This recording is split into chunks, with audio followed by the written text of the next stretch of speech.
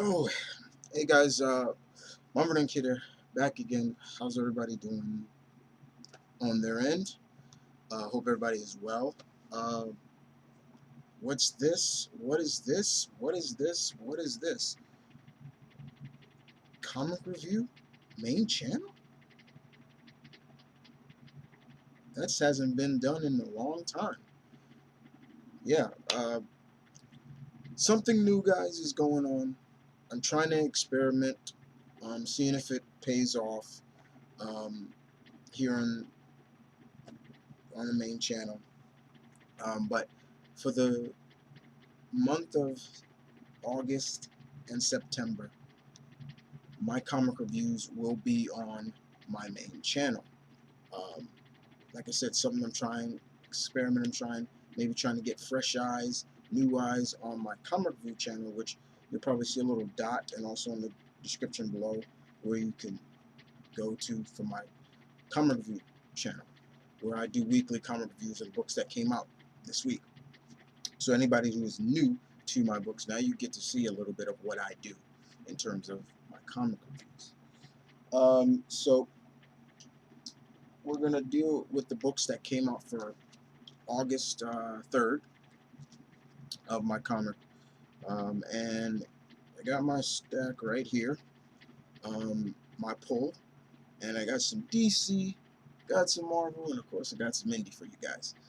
Um, so we're gonna kick it off in DC. And if you're hearing something going, that's my fan, so don't worry about that. So we're going to kick it off with DC. We're going to start it off with Aquaman #4. Okay, love that cover. Love that cover. Beautiful cover. So Dan Abnett still does the writing. And Ronnie's, Lyons, I believe that's how you say his name, is doing the artwork. So this continues where the last issue 3, left off. Arthur is in custody. He is in jail. He's been locked up. He's being kind of interrogated because he's being looked at as a terrorist because of something that happened with the American submarine. The United States government thinking that it was Atlantis. We don't know. And Arthur is being very cooperative. He's trying to crack jokes. He's trying to be, sensitive about this stuff. But Mira, sweet Mira, is not really having it. She's complaining. She's talking to the other Atlanteans, especially Arthur's advisor, Tula, and just a lot of stuff is going down. She's not having it. Meanwhile, we have the people of what's that group called? What is the name of the damn group? Nemo, Nemo, still the head and still talking over with Black Manta and trying to coerce him to join this organization, which I believe is responsible for it. They're trying to frame the Atlanteans, and it gets really dire from there. And Mira, poor Mira, is just like, you know what, screw that, fuck that. She goes in and breaks Arthur out of custody. Arthur's pissed about it, and she's just like, well, I didn't kill anybody, and she does it. She pulls her punches, but she does some things that you're just like, you forget how badass Mira is, and you're just like, don't fuck with Mira. She literally absorbs, takes the water out of some soldiers' body. Like, minor dehydrates them to knock them out, and it was just like, and it ends on a cliffhanger of like, Arthur, Mira, huge battalion, go. Wait to the next issue. Aquaman #4, good stuff. All right, Batman #4. Tom King, my man, David Finch doing the artwork as always. Um, this issue was all right, but I kind of felt like this. I didn't. I really wish they didn't go with this already. It would seem that Gotham here is kind of going wonky. Why? he's being controlled by the villain in this. I'm not gonna ruin who that is. He's done some things that I'm not gonna ruin. But who has been Bruce starts deducting who may be involved, and he goes see a certain bitch by the name of Waller. Yeah, and go from there. But other than that, not bad. It's just that I really was hoping they probably save this. Hopefully, this Gotham can be salvaged. But the real question is, where's Gotham Girl? I think Alfred is taking care of her. I think that's her. But other than that, not bad.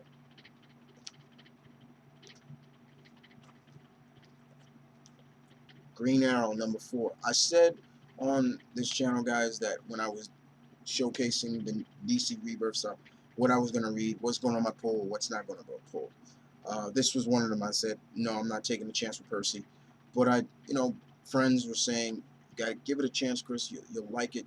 You'll like it. Feels like old school Arrow, especially with Dinah being back in it, things like that. So I did. I read the Rebirth. I liked it, and so here I am.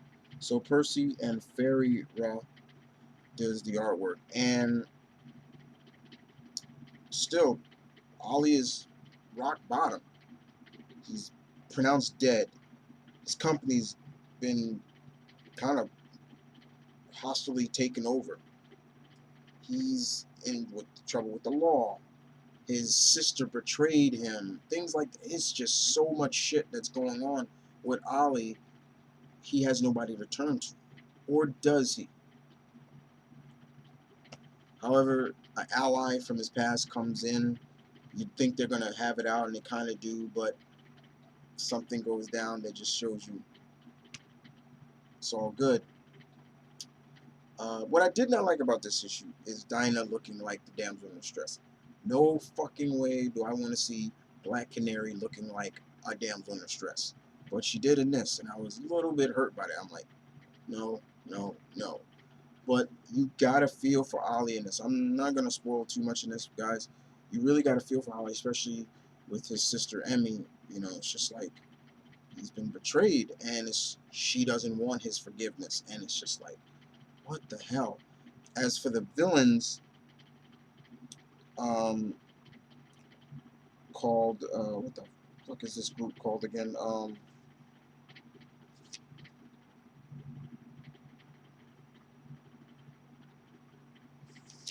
What are they called again?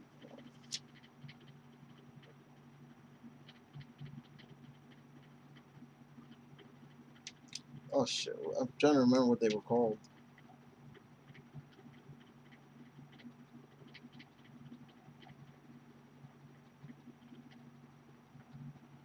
Mm,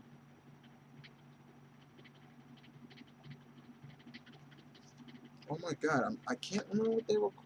What the hell are they called again? Shit. Oh, the Ninth Circle and the Underground Men. Those are the men that was kidnapping homeless people and things like that. That look like old school Nosferatu, but they weren't. But yeah, this was good. Enjoyed it very much.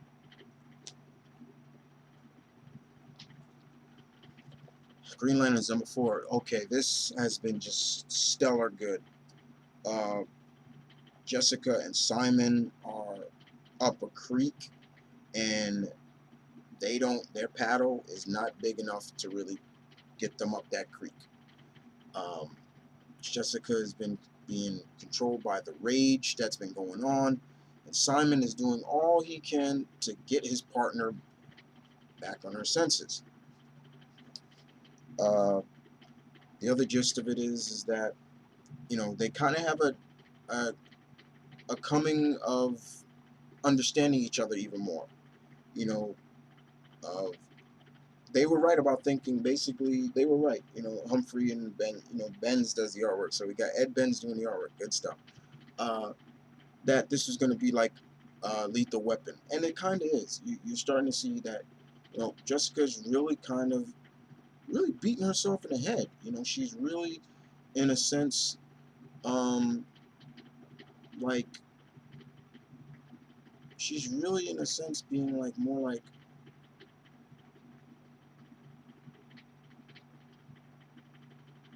am I really good enough to be a Green Lantern? I can't protect my sister. You know, Simon, he's kind of a little bit to blame for it. He's not encouraging her, not helping her, as being maybe the more veteran, more experienced of them. You know, he's not really helping her. He kind of admits that. But they have a kind of a bonding moment in a sense, but that bonding moment turns into shit when a certain group comes and offers them something. Who that is? Let me show you who that is. Dun dun dun. Yeah. Green Lanterns, number 4. Good stuff right there, guys. Alright, so yep, still reading Harley Quinn number one. They restarted it over. Still same writers, Amanda Connor, and Jimmy Palomini. Hoping to meet Miss Connor at New York Comic Con this year. She's gonna be there. Try to get a picture or get something signed by her. Maybe I'll even get this signed by her. That'd be cool. But this is just typical Harley vibe. She gives us a 411 on who she is, where she's from, what she's doing. We get a good introduction of what she's doing. Her and Poison Ivy just chilling and getting spas, getting back rubs, and having a pedicure and everything like that. And she, Harley saying to the masseuse, "Would you like to see my butt? And could you massage my butt?" And the masseuse is saying, "I don't do that." And she's like, things like that. But truly showcasing the love that Harley and Ivy have for each other. Once again, DC, I applaud them for showcasing that. They are a legitimate couple, and I'm like, that's cool. I like that. Then it gets weird because then an alien crash lands on Earth. It feels like it's a parody of a Skrull. He's able to shapeshift, and he's thinking he lands in Oklahoma. He sees a cow, and he's thinking the cow is the dominant life form on the planet, and he's telling the cow, blah blah blah, I ran away from home, da da da da da da da da, things like that. When their handlers come, the farmers come, trying to see what was that crash, he morphs into a cow, and of course, he realizes that maybe humans are more dominant, and the the farmers start pushing the cows, herding the cows into a certain area, and all of a sudden you hear the alien scream, "What are you doing?" And next, the next page we see, what do you think happened? Think about it. What do you think happened? We see hot dogs, steaks, burgers, things like that, and these people are eating him. And other than that, it gets crazy. I'm not gonna ruin the rest of it, but it was just typical Connor, Palomini, fun, goofy stuff. You can't really take it too seriously. Harley Quinn number 1.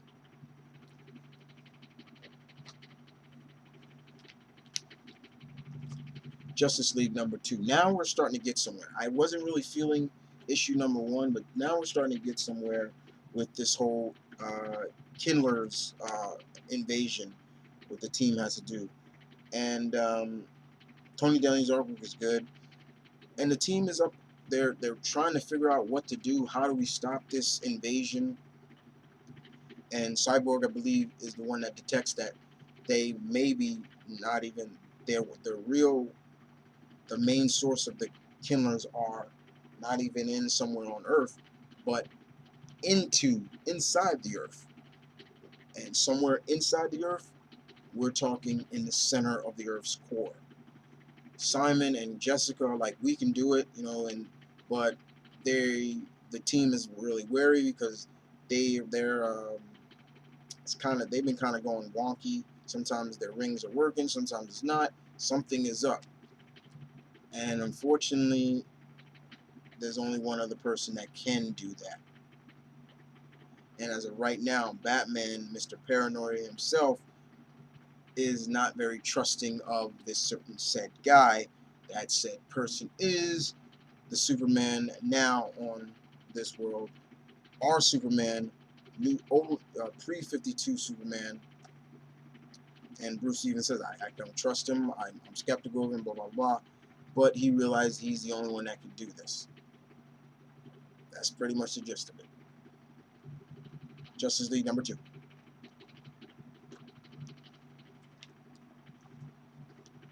Nightwing number 2. Seedley. Oh my god, this has been... First issue, I loved. It felt like classic Nightwing, back to normal. So here, now Nightwing is still deep undercover with the Talons. He's still with the Court of Owls. He's still undercover, deep undercover. His means they still believe that they're still with him, but he's not. And Cobra is big in this, the organization Cobra, not from G.I. Joe, but Cobra in DC. And the court of owls don't like them, and they're like almost like get rid of them. And they actually give Dick a partner to work with, a guy called Raptor. And Raptor in that last issue is telling him that I'm going to teach you everything that better than what Batman taught you. He's basically saying that Batman taught Dick wrong. Everything. And we get to see that maybe Raptor is not who he says he is. He's not an arrogant prick that we thought he was. And maybe he is that kindred ally that Dick needs to take down the Court of Owls, the rest of the court. Not going to ruin too much other than that, but this was good. Very good indeed. Tim Seeley, good job. Good job, sir. Nightwing, number 2. All right, and last but not least, probably out of the DC Rebirth stuff I've been enjoying the most, one of the most, is all the Superman titles. And we're talking about Superman number 4, Tomase Gleason. Oh my God, this was great. First of all, I said it before and I'll say it again. I am fucking loving seeing Superman as a dad, as a father, teaching his son everything that he's gone through growing up with these abilities and everything like that. And now young Jonathan has to deal with it. And we see father and son battling the Eradicator in this, and it was just done great. We get the return of a classic Superman supporting character, Bibbo. Uh, and who is a big fan of Superman's. I think he's supposed to be an homage to Popeye the Sailor Man. That's how I've always looked at Bibbo. I've always looked at him like that. He's an homage to Popeye. But we get to learn some more true factor of what the Eradicator is all about and what he may be containing. There are some things in here I don't want to spoil, but this was really good. I've been really enjoying the Superman titles very much. They're probably one of my favorites of DC Rebirth. Over, yes, Batman. I said it, people, yes. Alright, so that's all the Marvel. That's all the DC, people. We'll move on to the Marvel books. And I got a few Marvel.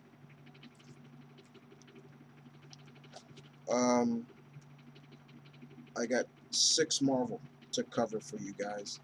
And let's start off with Daredevil Annual. I don't know why it's called number 1, but it's number 1.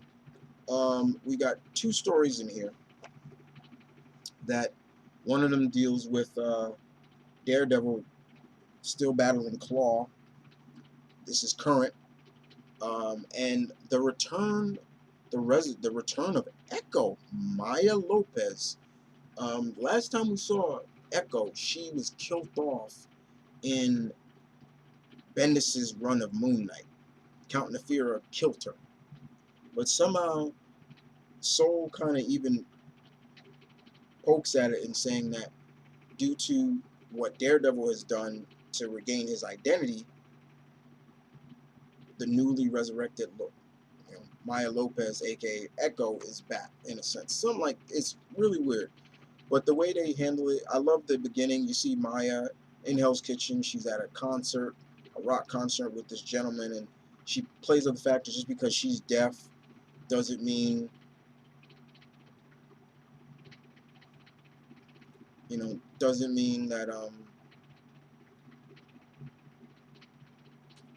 it doesn't mean that she can't feel the music through the vibration, things like that. Something goes haywire and she goes to look for Daredevil. Now remember, nobody remembers that Matt Murdock and Daredevil are the same guy. So, and it's surprising that she doesn't, because she's known Matt for a long time. They were actually very close at one point. But how they were able to defeat Claw was very interesting, very kind of creative. I enjoyed that. Then the second story, I think, is a past story, because Matt is in his classic red and black, and I guess it's almost like a first meeting between him and Gladiator, which was okay. It was good. It was that story actually brought back the return of let me make sure I get the name right. It was called Fragments, and Roger McKenzie is the one who wrote that, The Return of Robert. But this was a was this worth the $4.99 price tag? Not really. This annual was good at best, but it could have been better. It could have been just $3.99, if in my opinion. But Marvel kind of greedy. But it's good to see Echo back. I missed her. I didn't like when Bendis killed her off. I was just like, why you kill her off? But it's good to see Maya Lopez back. Echo. Mr. Aarons, God damn it, sir. Doctor Strange number 10. Last Days of Magic finale. I'm not gonna ruin anything in this. Um, Let me just say, it's very interesting to see how Strange is able to defeat his opposition that are known as the they're called the Empire Empire Empiricals, and their leader is called the Imperator. Imperator. Imperator. It was really interesting to see how Strange is able to defeat him. Some weird stuff. It's just this. So far, I've always said Aaron's run has just been that classic. It feels like classic Doctor Strange. That weird, mysterious, made you think like, what the hell is going on?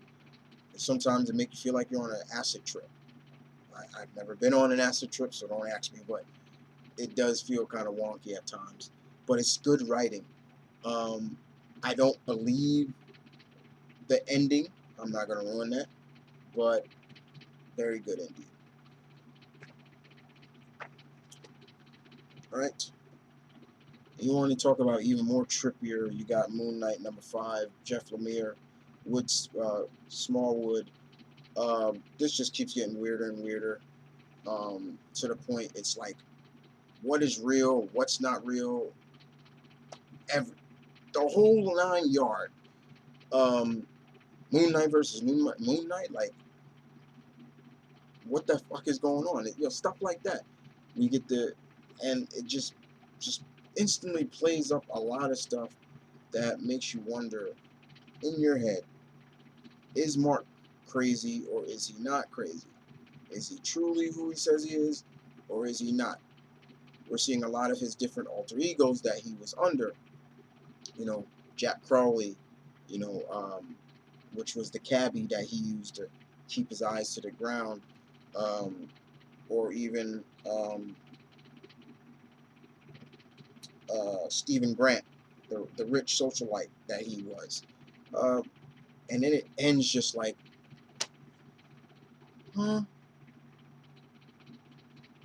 That's where Lemire had me. I'm like, huh?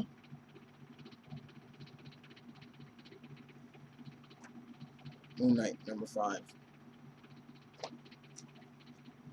Oh, by the way, guys, if anybody wants any of the Marvel codes, just ask me. I'll give them to you.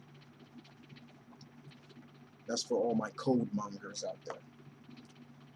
Let's move on to Invincible Iron Man number 2, 12. Number 2. Number 12. This is a Civil War 2 tie-in. Bendis, my boy Mike Deodato does his artwork. It's beautiful. Yeah, look at that. Stark Industries is destroyed. Who did it? Was it the Inhumans? I can say yes, it was, but which Inhuman? I'll save that till I get there. But Tony is just sitting there in the rubble. He's having it out with his board of directors. They're not pleased with him. Things like that. Tony's like owns in his own world. He's trying to figure out things. But the best part to me is what was the panel between Tony going to Chicago to meet young Miss Riri Williams, who will take over the mantle of Iron Man come October. And first of all, I love how Deodato draws her. You know, uh, he comes and he's talking to her about what she's doing. What did she do? Why'd you drop out of MIT? She's easily can come back. She's a genius. She's coming back with, I'm 15, but she's like, you did. You dropped out of college as well and things like that. Her mom is really skeptical of her doing this. She was able to redesign an old Mach 4 armor. Um, I believe it was a Mach 4. I believe. Let me make sure. Uh,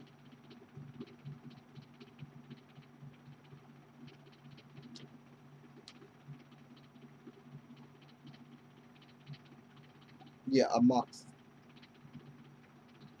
41 design of his armor, and you can see her right here. That's her mom next to her. But I love how Deodato draws her. I love that. Hoping people keep her looking like that. Um, and she's talking about Tony's trying. Does it work? She's kind of like, can I? Now I need to make a. Now I need to put an AI in it, and she's just like, and, he's like, can I borrow one from you? And she's like, Tony's like, it costs over this $1 million, and she's like, but you're rich, and things like that. She's, you know, uh, it was fun. That was my favorite part, seeing her.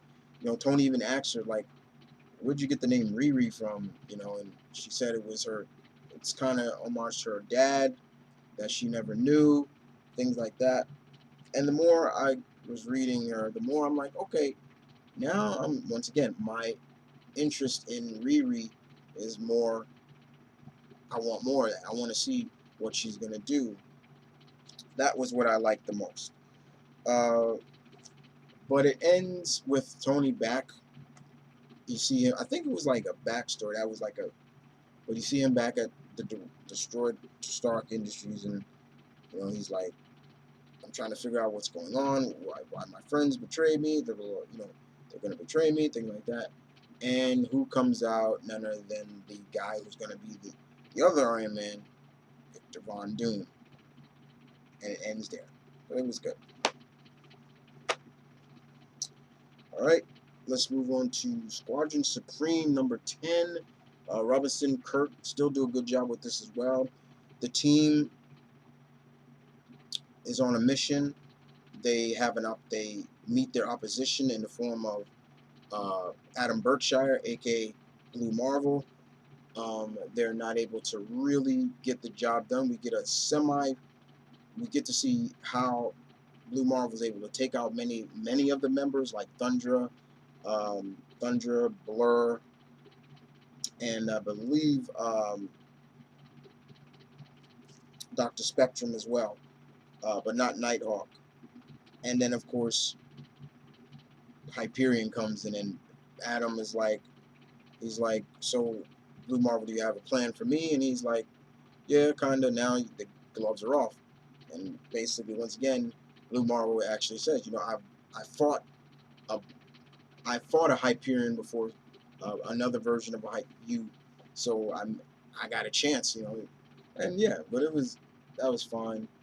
However, we have the real Power Princess come to visit the the squadron and tell them that the person that is impersonating supposed to be her is trying to resurrect Namor and things like that, and she needs their help. But it was good nonetheless. Yeah.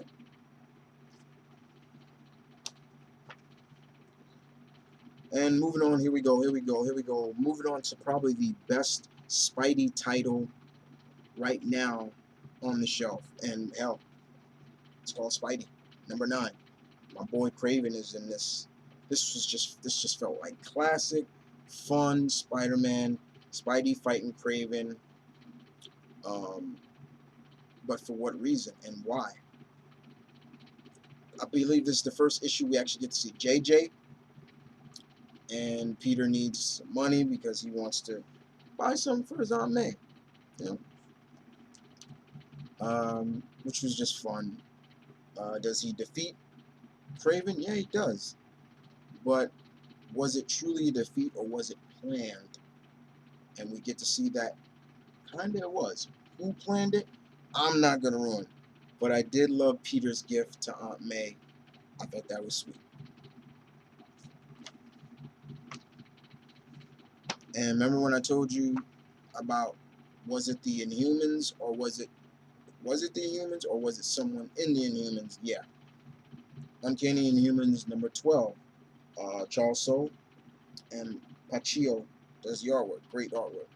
Um, Basically, bottom line is the we find out that there were casualties when they destroyed when Stark Towers was destroyed. Not a lot of people, but there were people in there that got killed. Queen Medusa, is trying to figure out who was responsible. She says that we did not order that, but she knows that Tony Stark will look at this as being like an act of war. Uh, it was really funny to see Black Bolt in a suit and tie, a bow tie, and a suit without his mask. That was funny. But we find out who was responsible. See, they think it was Lash. They captured Lash, but it wasn't. It was somebody else. The person he was working for. Who is it? Think about it. Look through the royal family, and I guarantee you'll find it. I'm not going to ruin who it was.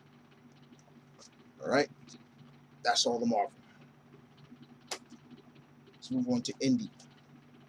We got 2 from Dynamite, 1 from Devil's Due First Comics, 2 from IDW, 1 from Titan Comics, and 1 from Valiant. Let's start off with my boy, Shadow. Shadow. Death of Margo Lane, issue 3. Shadow is distraught. He is hurting. He is acting a little bit irrational. Something you don't see the Shadow do a lot, even around his network of followers. He's still trying to track down who is leading or who is the Red Empress. He's in Chinatown.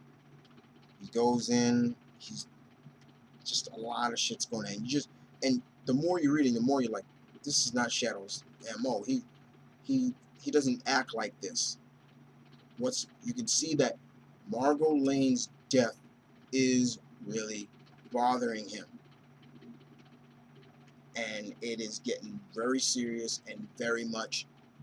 Matt Wagner does a great job of showcasing Shadow's pain. Good job writing, Mr. Wagner. Good job of artwork. You're doing double duties on this. This was good. For any Shadow fan, pick this up.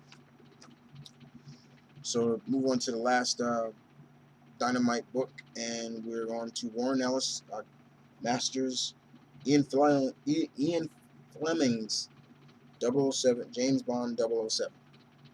All right, so Idiom. This is the next part in this story arc that's going on.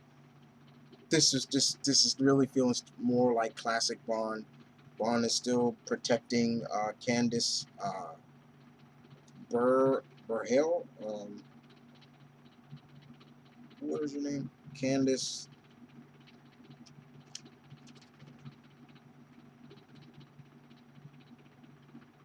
Candice Burwhistle, whose cover was blown. She works for the same organization Bond works for, MI6, and it gets really weird. It gets tactical. Bond is, you know, just being Bond, but we're starting to see that is the CIA involved because Bond kills 2 CIA agents, or were they? Once again, the playing up of, was it or is it? Were they really? But then we start to find out more that maybe we find out what this name really means in layman's terms, and it means ghosts. Good stuff. This was good.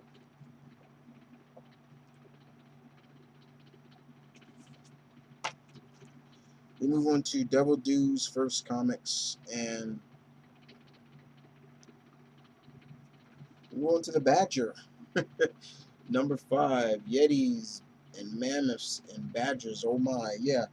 Mike Barron and Val Mayerick do the artwork. So the Badger's still in Russia after he beat the crap out of Vladimir Putin for the possession of a living woolly mammoth. Yeah, a living woolly mammoth. If he didn't win, he was to be Vladimir Putin's whipping boy. But he beat Vladimir Putin, and the woolly mammoth is his. And it gets even more trippier from there, and more, and more, until you're just like, okay, what is going on? But nonetheless, it's still fun. Yes, indeed. All right, we went to IDW. Ghostbusters International, number 7. Burham and the gang still doing artwork. This was good. Very good. So the team, I believe, is called in by none other than Walter Peck to help him on a job. We're seeing a different side of Walter Peck. Mr. Pecker. Yeah. They're dealing with the Banshees, and it gets even trippier from there, because later on, while that's going on, Egon is visited by somebody, and that somebody wants Egon to be like his predecessor or so. Because Egon's reputation, he even says, your reputation has preceded you. I want you to be with me. What does Egon say? No. And what does this guy do?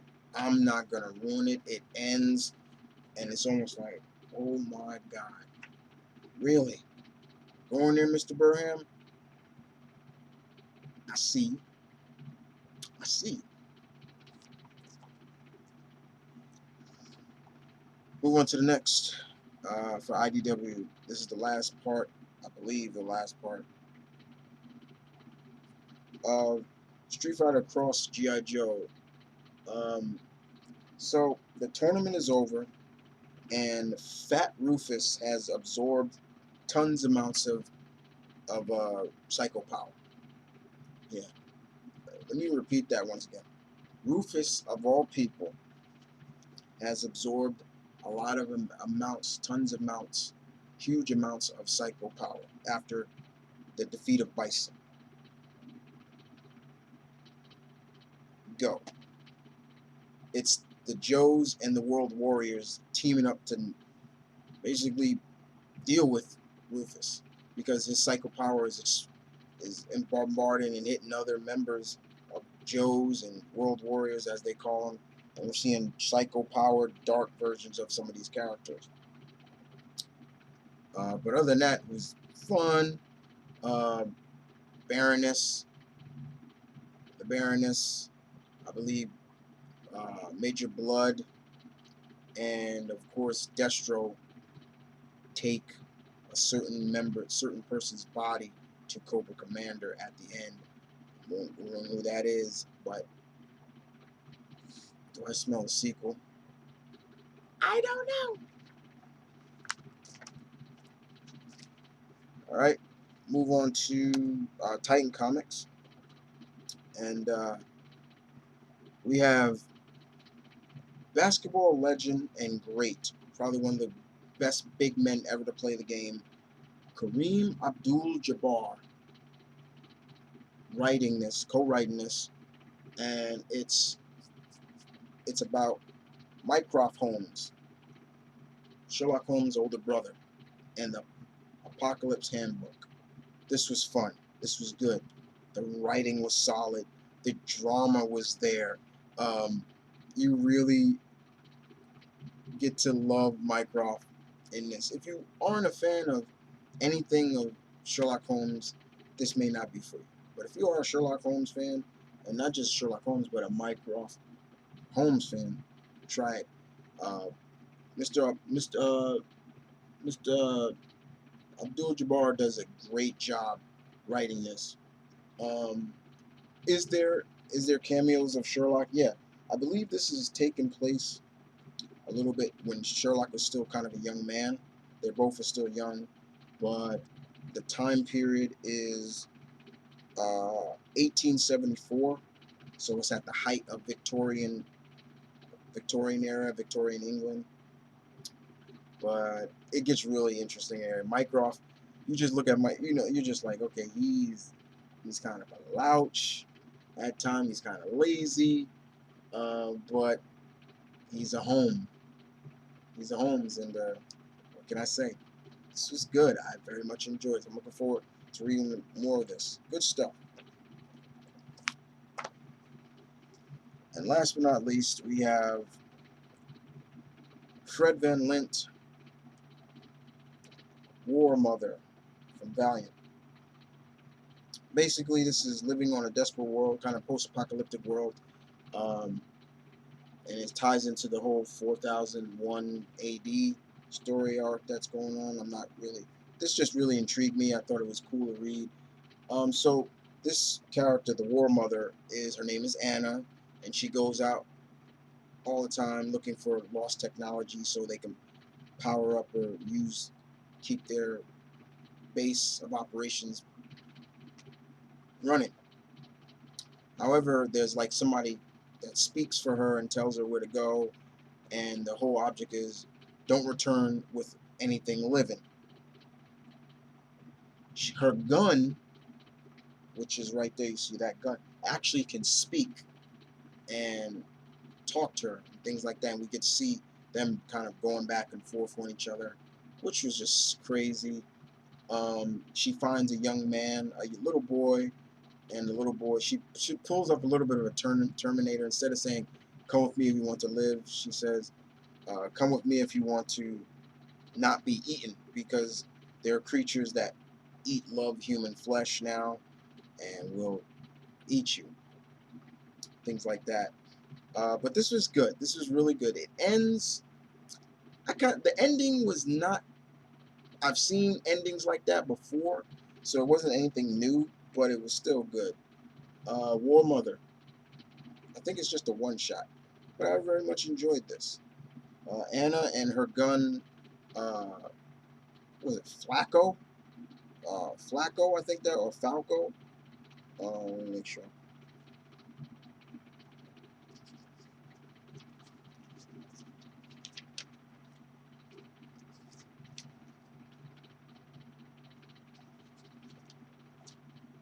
Yeah, Flacco. It kind of reminded me a little bit of the gun reminded me a little bit of Knight Rider Kit because she can talk and it can talk and it has like its own face on the side. I thought it was hilarious, but I really enjoyed that. A talking gun, and that's the name of the title of this story, A Girl and Her Gun. But Fred Van Lint does a good job writing, and Tomas Gorillo does a good job with the art. This was good.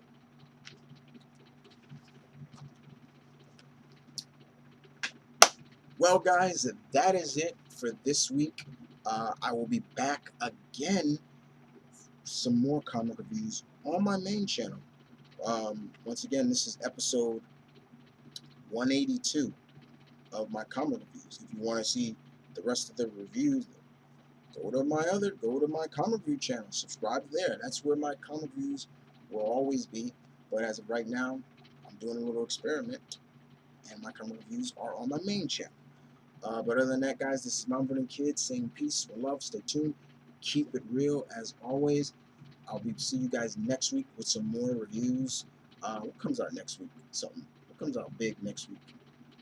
Superwoman #1 comes out next week. I'm definitely looking forward to reading that. Deathstroke Rebirth #1. I decided to put that on my playlist. Reason why, really, because of one man, Christopher Priest. And I know there's some other stuff. But other than that, it should be all good. You guys take care. And to all my fellow comic geeks out there, keep reading, keep loving comics, support anything you love. I'll see you guys later. I'm out.